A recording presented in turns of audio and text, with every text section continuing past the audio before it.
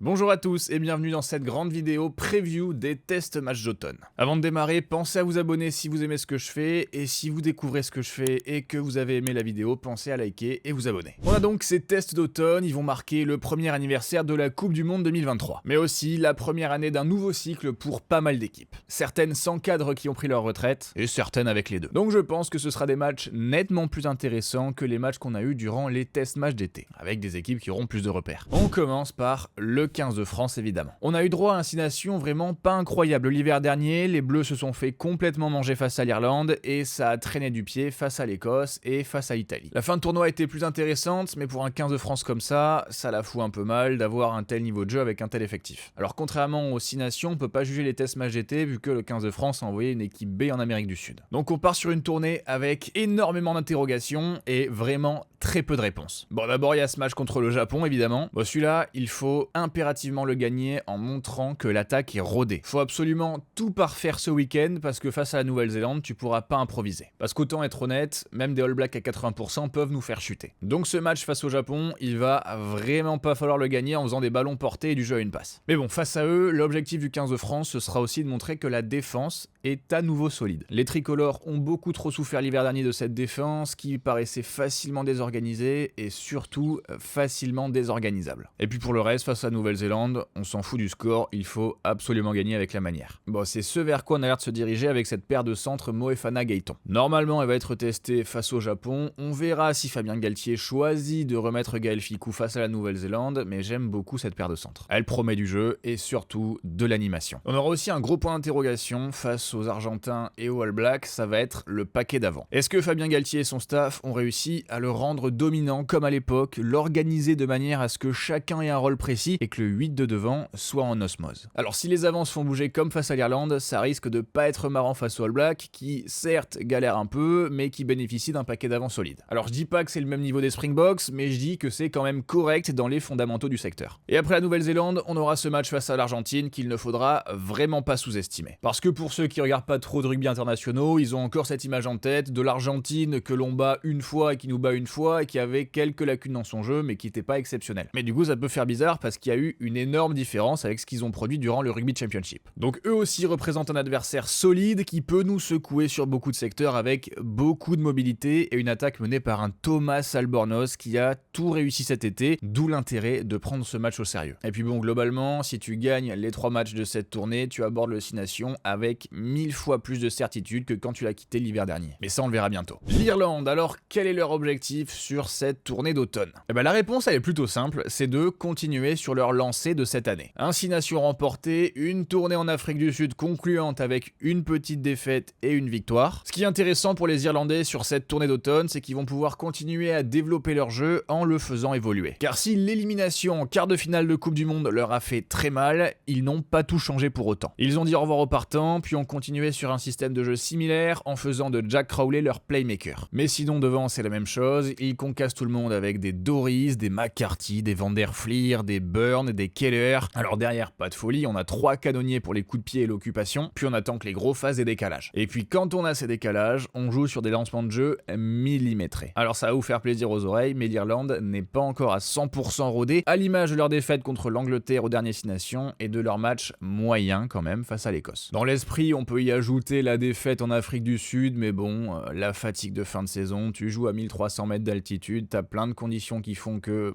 les éléments sont contre toi, donc tu perds. Est-ce que c'est grave? Je pense que fondamentalement, l'exploit ça a été plus de rester à 7 points d'écart d'une équipe des Sudaf qui devait les massacrer en temps normal. Bon là ils vont commencer avec le plus dur, avec les All Blacks en entrée. Bon, c'est une équipe qui se cherche encore dans le jeu, donc c'est là où l'Irlande aura un intérêt, ça va être de leur montrer que sur la stratégie collective, ils sont 100 fois meilleurs. Bon, un match réussi pour l'Irlande, ce sera pas tellement en fonction du score, 10, 20, 30 points d'écart, ce sera plutôt un match où l'Irlande va surclasser les All Blacks dans le jeu. A noter que leur match face aux Pumas sera regardé impérativement. Les Pumas, c'était gentil l'année dernière, mais cette année, ça déconne plus trop avec un Conte Pomi qui a insufflé quelque chose de puissant à cette équipe, mais on va en reparler. L'Angleterre et cette équipe est à une position intéressante en ce moment en termes de progression. Quand Borthwick est arrivé à la tête de la sélection, il avait le choix. Soit il démolit tout pour reconstruire son équipe en fonction de sa vision, soit il continue sur la lancée du mandat d'Eddie Jones. Mais comme il est arrivé extrêmement tard avant la Coupe du Monde, Monde, il n'a pas eu le temps de se préparer, donc il a choisi la deuxième option. Donc qu'est-ce qu'il a fait? Il a rendu le jeu anglais minimaliste, mais extrêmement solide en conquête et surtout extrêmement solide en défense. Le meilleur exemple, c'est la Coupe du Monde 2023 où les Anglais se sont évertués à appuyer sur les points faibles de leurs adversaires sans trop développer de jeu pour ne pas se mettre en danger contre des équipes qui pouvaient les tuer en contre-attaque. Mais dans l'ombre, Borthwick a quand même préparé le terrain pour le changement. Alors ça s'est pas vraiment senti à la Coupe du Monde, mais on a vraiment vu ça à partir du 6 Nations 2024. Et aussi sur les matchs contre la Nouvelle-Zélande cet été là-bas, et aussi celui de la semaine dernière à Twickenham. On a de nouveaux joueurs qui sont rentrés dans la rotation à l'image d'un Emmanuel Feyi-Waboso ou d'un Chandler Cunningham-South. Marcus Smith a encore de la responsabilité, même s'il a pas l'air d'avoir toute la confiance du coach pour le faire jouer 80 minutes, à l'image de la défaite contre la Nouvelle-Zélande il y a quelques jours. Mais quand même, on sent que l'Angleterre est sur de bons rails. Il leur manque juste de l'expérience collective et de l'expérience stratégique pour pouvoir parer à toute éventualité. Et encore une fois, un exemple face à la Nouvelle-Zélande, ce drop loupé de George Ford à la fin, il est précipité, il est mal organisé et George Ford est dans une mauvaise position. Donc on verra ce que ça donnera face à l'Australie et l'Afrique du Sud, mais c'est vraiment aux prochains 6 nations que les Anglais seront les plus redoutables. L'Écosse, et je sais jamais trop quoi penser sur cette équipe écossaise. Elle m'excite toujours un peu, mais elle réussit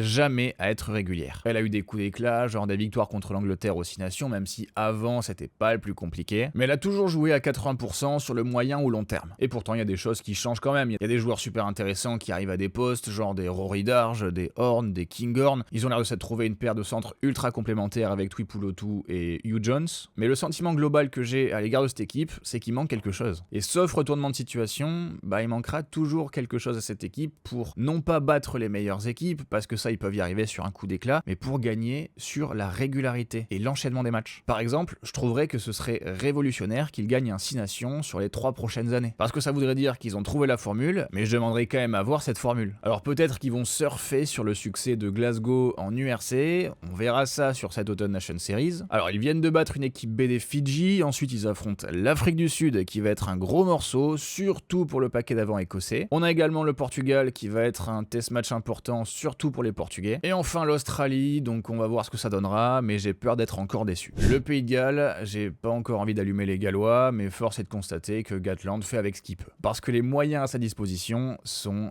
vraiment faibles. Bon, il a aussi une part de responsabilité en ayant surutilisé certains joueurs sur ses mandats et en n'ayant pas vraiment prévu le futur. Mais bon, t'as aussi tout le bazar financier avec la fédération et les provinces galloises. D'ailleurs, j'ai tout expliqué dans une vidéo, si jamais vous voulez aller voir, je crois que je vais la mettre là. Bref, le groupe sélectionné par Gatland est un peu fade, je vais pas vous le cacher, et on s'apprête encore à avoir une tournée d'automne compliquée pour le 15 du Poireau. Alors, il y a des joueurs intéressants, je dis pas que c'est sans intérêt de regarder les matchs du Pays de Galles, mais le niveau global n'a jamais été aussi faible, la stratégie collective a pris un énorme coup dans l'aile, et il faudra plusieurs années pour le Pays de Galles pour revenir au niveau d'équipes comme l'Écosse ou l'Angleterre. Et je suis pas sûr que leur faire affronter l'Afrique du Sud soit la meilleure idée pour qu'ils gardent espoir d'une reconstruction future, tant ils vont en prendre plein la tronche si les Springboks mettent l'équipe A. L'Italie, alors l'idée globale pour les Italiens sur cette Autumn Nation Series, mais aussi sur le prochain 6 nations, ce sera de ne pas perdre le fil. Je vous explique, ils ont connu une progression immense sur l'aspect offensif depuis que Quesada est arrivé, il y a aussi eu des progrès intéressants en défense, mais il va encore falloir travailler sans s'enflammer, et ça, ce sera le piège. Ne pas se voir trop beau, rester humble et avancer. Parce que face aux sudistes, je vais demander à revoir plein de choses qu'on a vues sur le dernier 6 nations. La paire de centres Menoncello Breaks, des lancements audacieux, une défense correcte, et si Quesada arrive à gommer ses lacunes, l'Italie peut faire quelque chose de grand. Surtout que je trouve qu'ils ont un calendrier parfait. T'as ce match contre l'Argentine qui va les challenger directement parce que l'Argentine est devenue une nation que l'on ne peut plus négliger. Il y a ce match contre la Géorgie aux allures de match de relégation 6 nations, même si l'Italie n'est plus vraiment la pire nation du tournoi. Et enfin, t'auras ce match de gala face à la Nouvelle-Zélande dans un stade de 40 000 places, le Juventus Stadium à Turin, qui aura une ambiance plus chaude que l'Olympico parce que les tribunes sont beaucoup plus rapprochées du terrain. Donc on verra comment l'Italie s'en sort, mais avec le calendrier des All Blacks, il y a moyen de tenter un coup vu que les All Blacks vont arriver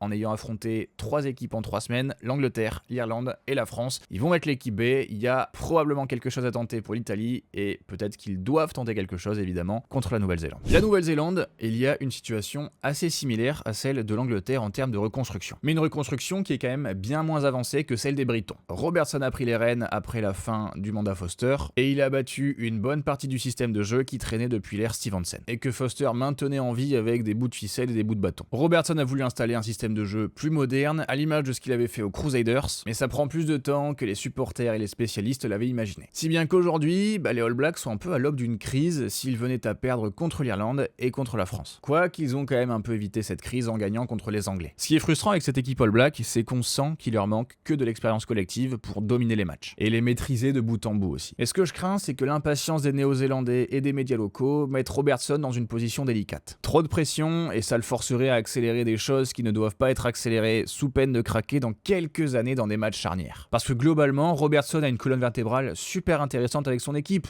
Cody Taylor, Scott Barrett, Hardy Savea, Sam Cane, Jordi Barrett, Boden Barrett, Damian McKenzie, Rieko Ioane. Et autour de ça, il grève des joueurs super intéressants à l'image de Wallace Titi qui, à mon avis, doit être la révélation de l'année World Rugby. Mais il a encore des chantiers à certains postes. Par exemple, en numéro 5, Tupouvaille est intéressant mais pas assez régulier, et Tuipulotu est un peu court pour les matchs face au top 5 mondial. Alors à la charnière, Robertson a l'air de s'être dirigé vers Cortez Ratima en numéro 1 qui fait une super saison avec les Chiefs, mais ça avait l'air d'être un choix par défaut vu que Cam Roigard, qui avait l'air de se dessiner comme le vrai numéro 1 après la Coupe du Monde, s'est blessé sur toute l'année, et il est revenu qu'en septembre. Donc on va voir comment il va s'organiser sur le reste de la tournée. Est-ce qu'il va switch? Est-ce qu'il va garder Ratima en numéro 1 ou est-ce qu'il va aller sur Cam Roigard en numéro 1? Bon, je vous apprends rien sur l'importance du poste de numéro 9, mais pour les Néo-Zélandais qui sortent d'une douzaine d'années avec Aaron Smith à la baguette, c'est quand même super important. Puis même globalement, sur la profondeur sur certains postes, Robertson a immensément de travail pour tout régler avant la prochaine Coupe du Monde. L'Australie, c'est un peu le même topo que le Pays de Galles, j'ai pas envie de passer 2 minutes à leur casser la gueule. Schmidt essaye de faire des trucs intéressants avec son équipe, mais il a pas vraiment les moyens, son équipe est décimée par sa fédération qui a rien fait pendant 20 ans pour intéresser les jeunes au rugby à 15, si bien que l'effectif qu'il a actuellement, les 30-40 joueurs qu'il a amenés, j'ai l'impression très sincèrement que c'est l'Australie A, donc l'équipe B des Wallabies. Pour cette tournée, il y aura quand même un nouvel intérêt pour garder les Wallabies, ça va être Joseph Suaalii, que la fédération australienne a arraché à prix d'or au NRL pour le faire venir au 15, même si en contrepartie ils ont perdu Mark Nawangani-Tawase qui est parti en NRL, donc je suis pas sûr qu'ils aient gagné au tournant, mais bon, ça on verra. Alors Suaalii, il risque d'être utilisé comme un centre ailier, visiblement contre un centre pour cette tournée, donc on verra comment ça évoluera, mais c'est la seule attraction des Wallabies, donc c'est un peu triste. Bon, l'enjeu pour les Australiens sur cette tournée, ça va être de pas finir sans victoire. Ils vont affronter l'Angleterre, le Pays de Galles, l'Écosse et enfin l'Irlande. Et l'idée serait au moins de gagner contre les Gallois et peut-être contre l'Écosse. Mais je vous avoue que vu le niveau de jeu affiché par les joueurs lors du Rugby Championship, j'ai vraiment du mal à m'enthousiasmer. Un paquet d'avant quasi tout le temps dominé, une ligne arrière sans trop d'inspiration, alors peut-être que le retour de Will Skelton va changer quelque chose, mais je suis pas sûr. L'Afrique du Sud, les méchants de l'histoire, les doubles champions du monde en titre, arrivent en Europe avec ce statut d'équipe casseuse de gueule, on va pas se mentir, c'est vraiment leur statut. Tous leurs adversaires vont avoir mal en les jouant. Alors ils seront quand même privés de quelques joueurs, notamment Sacha Feinberg, Gomez-Zulu, France Malherbe, Steven Kitchoff et Lud Dejager. Mais bon, ils ont quand même aussi de la ressource, ils enregistrent les retours d'André Esterhuizen au centre, Hergé Snyman et Franco Mostert en numéro 5. Et sur le niveau de jeu, ils sont en pleine bourre, on va encore être honnête, parce que devant c'est terrible, leur paquet d'avant peut fracasser absolument toutes les équipes de la Terre. On l'a vu sur le Rugby Championship. Bon, l'apogée de leur tournée, ce sera quand même ce match face à l'Angleterre. On va pas négliger le match face à l'Écosse quand même, mais c'est pas le plus important. Bon, globalement, le plus gros casse-tête de Rassi Erasmus, c'est la stratégie collective à adopter en fonction de la compo qu'il concoctera, soit en fonction des blessures, soit en fonction de l'abondance des profils. Exemple, en numéro 5, il a le choix entre Nordjeu, Mostert ou Snyman à côté d'Etsebes. Ça, c'est du choix quand même. Mais il y a aussi des choix qui vont être intéressants en 9 et en 15 pour l'équipe, mais on verra ce que ça donnera sur la première compo face à l'Écosse. Mon avis sur les Springboks, c'est qu'ils sont en rythme de croisière. Ils gèrent les petits bobos, ils gèrent l'intégration de nouveaux joueurs, les profils qu'ils veulent voir évoluer à certains postes, tout en ayant la certitude d'un niveau de jeu au minimum très bon. Donc on verra si ça continuera sur cette tournée d'automne. L'Argentine, on en a parlé plusieurs fois, ils sont en pleine bourre. L'effet Conte Pomi probablement. Et vas-y que je te bats la Nouvelle-Zélande et l'Afrique du Sud, et vas-y que je t'en colle 70 à l'Australie. C'est vraiment le progrès le plus saisissant de l'année 2024. Parce que quand on regarde, presque tous les secteurs de jeu se sont améliorés. Certains sont encore pénalisants, genre la discipline, mais ça se développe et ça donne une équipe argentine qui peut, en l'état des choses, battre tout le monde sur un coup d'éclat. Alors durant le Rugby Championship, on a découvert le phénomène Albornoz, 27 ans, qui apporte une nouvelle solution au poste d'ouvreur. Parce que jusqu'ici, le poste était quasi exclusivement couvert par Santiago Carreras. Et ce qui est bien, c'est que ça assure le même niveau de jeu tout en ayant deux options au même poste. En dehors de ça, l'Argentine s'est découvert un équilibre devant. J'aime beaucoup le profil de González, qui est un troisième ligne moderne par excellence. Pareil pour Gallio en numéro 1. Montoya a pris la succession de Krivy avec énormément de panache. Alors il y a encore quelques interrogations à certains postes, et notamment en 12 avec la blessure de Santiago Chocobares. Mais globalement, l'Argentine est sur une très bonne lancée. On va voir ce que ça va donner sur cette tournée, voir si les progrès aperçus durant le Rugby Championship vont se manifester contre les Irlandais et les Français. Le Japon, on a eu une Pacific Nations Cup correct de leur part, pas flamboyant mais pas catastrophique non plus. On sent qu'Eddie Jones commence à bien prendre en main son équipe, on l'a vu faire des tests dans ses compositions à des postes clés. Alors après avoir manqué la Pacific Nations Cup pour faire la pré-saison, Naoto Saito et Tevita Tatafu vont faire leur retour en sélection. J'avais pas été super fan de Fujiwara en 9 durant la Pacific Nations Cup, et j'adorerais voir Saito associé à Sung Sing Lee pour dynamiser totalement la ligne arrière japonaise. Alors il y a une chose qui m'a surpris par contre, c'est que Eddie Jones est naturalisé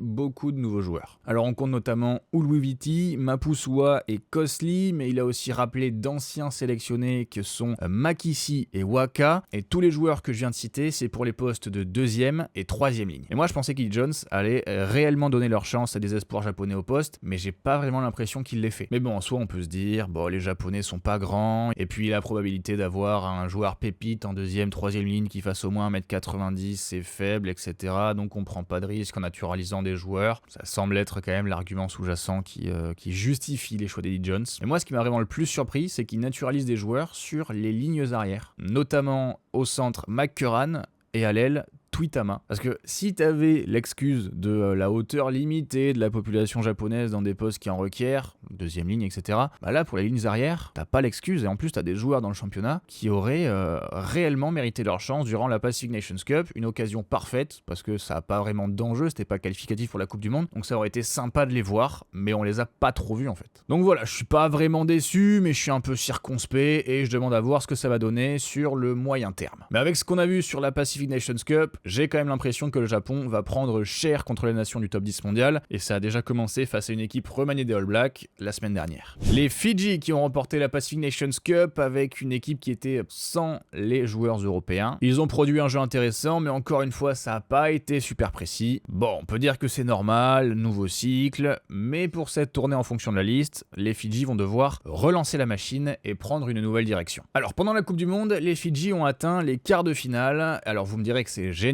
mais comme en 2019, les Fidjiens ont perdu un match contre beaucoup moins fort qu'eux en phase de poule, et cette fois-ci c'était contre le Portugal. Au niveau du jeu durant cette Coupe du Monde, Simon Raivoaloui avait essayé de calquer son système sur un modèle sud-africanisé. Contre l'Angleterre et surtout contre le Pays de Galles, on les a vus bourriner comme des tarés devant pour créer des différences sur les ailes, mais ça a pas vraiment fonctionné comme ils le souhaitaient. L'efficacité était moindre quand même. Vous vous souvenez notamment de la manière dont ils avaient perdu ce match contre les Gallois avec un en avant fatal de Radradra alors qu'il venait de passer 5 minutes à défoncer la ligne d'en-but des Gallois sans jamais y mettre un pied. Dans l'histoire du jeu fidjien, on a quand même les offloads qui ont toujours eu une part prépondérante avec une certaine appétence pour le jeu dit dans le chaos. Et quand on regarde, durant la Coupe du Monde 2023, les Fidjiens se sont fait très peu d'offload, trop peu pour du jeu fidjien. Même sur le jeu dans le chaos, on n'en a pas tellement vu. Bon, je fais cette vidéo au moment où les Fidjiens se sont fait corriger par l'Écosse avec une équipe B. Je sais pas si le nouveau sélectionneur va prendre des joueurs européens, visiblement pas. Donc on va voir comment le jeu fidjien va évoluer en fonction de ça. Soit on continue vers un jeu avec moins d'offload et moins de chaos pour essayer de s'européaniser ou de